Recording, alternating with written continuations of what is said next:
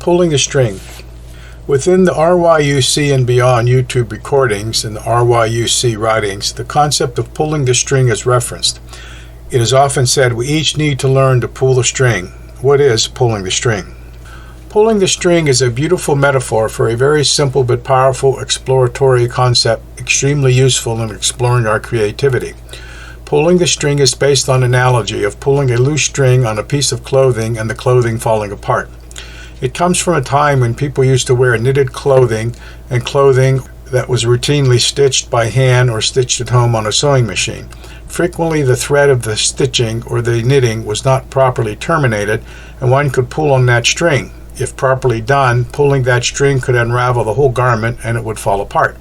Sometimes, if done at an inappropriate time, it could be very embarrassing to have all of one's garments fall off.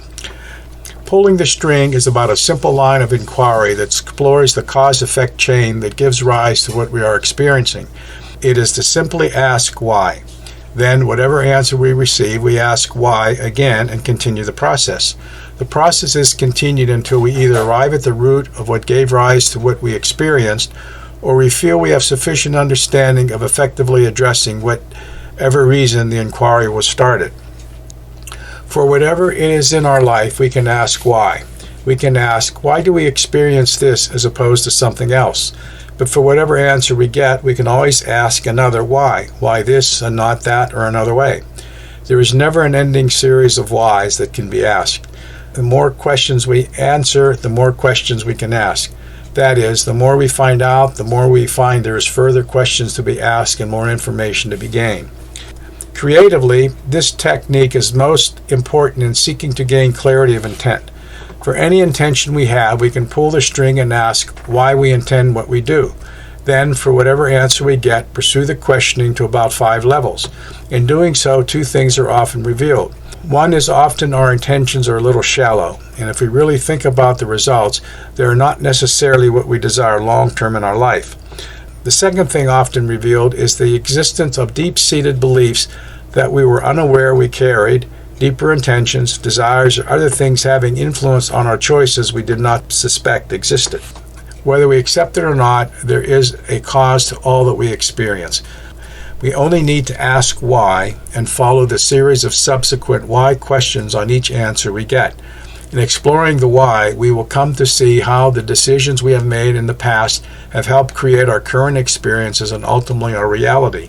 In seeing how we create our experiences, we can begin to see why it's necessary to become very aware of the choices we make.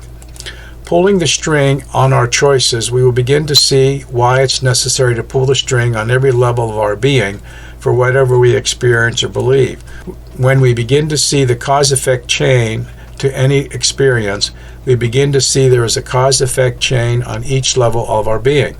Whether the experience or belief is spiritual, mental, emotional, or physical, we can still ask why this opposed to something else. Whatever we see happen, we can pull the string and go back and show a cause as to why that particular effect occurred as opposed to another. Outcomes may be random, but there is nevertheless a cause that gave rise to it. The line of questioning should be pursued as long as necessary. How long is necessary? It all depends on what level you wish to gain creative control. The deeper you go as to why this and not another, the more creative power or understanding you will access, and in pulling the string follows the cause-effect chain back to its origins. What is most interesting is when we use this technique to explore our pain, why this pain in this way as opposed to any other pain. This is especially effective if we choose to explore the energy aspects, or what some would call the emotional aspects of whatever pain we experience. What we'll find is that we will get intuitive insights. Although they do not always make sense to our logical mind, if we pull the string on what answers we get as described here, we can begin to see how pain is a gift and what it is really communicating to us. To become a conscious creator and understand how we create our experiences, we need to make the subconscious conscious in those areas that are influencing what we desire to create. Pulling the string is a very powerful way to access our early and or past programming to create our experiences. To get past the program, we must set a clear intention to do so and pull the string on the desires we have and the basis of our choices and decisions. We must intend and seek to understand what lies at their root. The key to pulling the string on our desires and our decisions is to become mindful and aware of the thoughts we have. A note in closing. For any question I have asked the universe with some level of heartfelt passion, especially the why questions, I've always received an answer.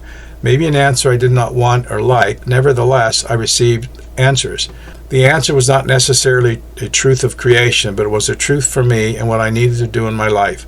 You may find such a technique useful in your life.